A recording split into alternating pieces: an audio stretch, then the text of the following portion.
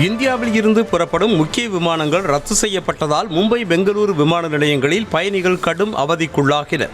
Israel America தாக்குதலுக்கு பதிலடியாக மத்திய கிழக்கு பிராந்தியத்தில் உள்ள நாடுகளில் அமெரிக்க ராணுவ தளங்கள் மீது ஈரான் தாக்குதல் நடத்தி வருகிறது. இதனால் இண்டிகோ மற்றும் ஏர் இந்தியா நிறுவனங்கள் இந்தியாவில் இருந்து இப்பகுதிக்கான விமானங்களை நிறுத்தி வைத்துள்ளன. குறிப்பாக ஐக்கிய அரபு அமீரகம், பஹ்ரைன், சவுதி அரேபியாவின் சில பகுதிகள், ஈராக் மற்றும் ஜோர்டான் ஆகிய நாடுகளுக்கான விமானங்கள் தற்காலிகமாக ரத்து செய்யப்பட்டுள்ளன.